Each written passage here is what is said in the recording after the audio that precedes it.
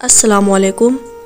آج ہم لوگ یہاں پر جانیں گے کہ قرآن پاک کی مختلف صورتوں سے ملنے والے اسباق کیا ہیں ہمارے لیے۔ تو چلیے جانتے ہیں۔ سورہ نوح ہمیں سکھاتی ہے کہ ہدایت صرف اللہ کے ہاتھ میں ہے۔ آپ چاہے کتنے ہی تڑپ کیوں نہ رکھیں، آپ ہر انسان کو نہیں بچا سکتے، یہاں تک کہ ایک نبی اپنے سگے بیٹے کو نہیں بچا سکے۔ پھر آتے ہیں سورہ الاعراف پر۔ یہ ہمیں سکھاتی ہے کہ معجزے ان کے ساتھ رونما نہیں ہوتے جن کے دلوں میں تکبر بیٹھا ہو، غرور بیٹھا ہو، انسان کو حق دیکھنے میں اندھا کر دیتا ہے۔ سورہ یوسف سے ہم کیا سیکھتے ہیں؟ سورہ یوسف ہمیں بتاتی ہے کہ آزمائش ہمیشہ باہر سے نہیں آتی، بلکہ آپ کے اپنے گھر اور خونی رشتوں کی طرف سے بھی آ سکتی ہے، لیکن صبر کا انجام ہمیشہ بادشاہی ہوتا ہے۔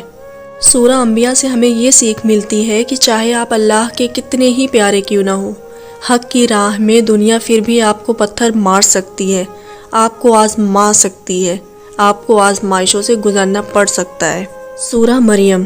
سورہ مریم ہمیں بتاتی ہے زندگی میں بوجھ اتنا بڑھ جاتا ہے کہ انسان تکلیف کی شدت سے کہتا ہے کہ کاش میری ایگزسٹنس، وجود ہی ختم ہو جائے، لیکن اللہ اس نا امیدی کے اندھیرے میں بھی معجزے نکال لاتا ہے۔ سورہ ابراہیم ہمیں یہ سکھاتی ہے کہ جب بات سچائی کی ہو تو آپ کا اپنا باپ بھی آپ کو آگ میں کھڑا دیکھ سکتا ہے، مگر وہ آگ آپ کا کچھ نہیں بگاڑ سکتی اگر اللہ آپ کے ساتھ ہو۔ سورہ الکہف ہمیں سکھاتی ہے کہ بظاہر برے نظر آنے والے حالات کے پیچھے بھی اللہ کی کوئی بڑی حکمت اور بھلائی چھپی ہوتی ہے۔ ہمیں بس اللہ پر بھروسہ کرنا ہے جو ہمیں اس وقت سمجھ نہیں آتی، جیسے کہ کشتی میں سوراخ کرنا۔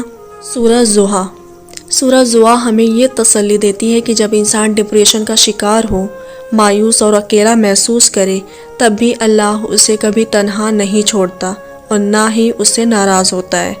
رات کے بعد دن ضرور آتا ہے۔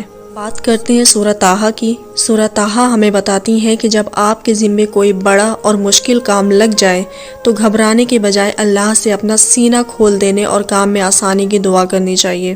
ہماری زندگی کے لیے اصل پیغام، رمضان کا ہدف، جو پیغامات ہمیں ان صورتوں میں اللہ کی طرف سے آئے، یہ ضروری نہیں کہ جس راستے میں سب چل رہے ہو وہی صحیح راستہ ہو، ہمیں اپنا راستہ خود ڈھونڈنا ہوگا۔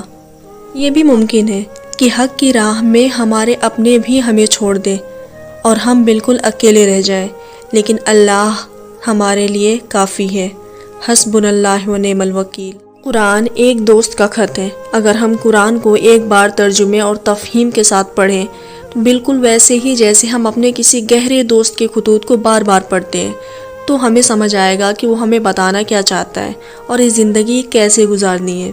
اس رمضان ہم کوشش کریں گے کہ ہمارا ہدف صرف یہ نہ ہو کہ کسی نے کتنا قرآن پڑھا، بلکہ ہم اپنا ہدف یہ رکھیں گے کہ ہم اس قرآن میں لکھے اپنے رب کے پیغامات کو کتنا سمجھ پائے۔ اس رمضان ہمیں قرآن شریف کی کوانٹٹی اور کوالٹی دونوں پر دھیان دینا ہے۔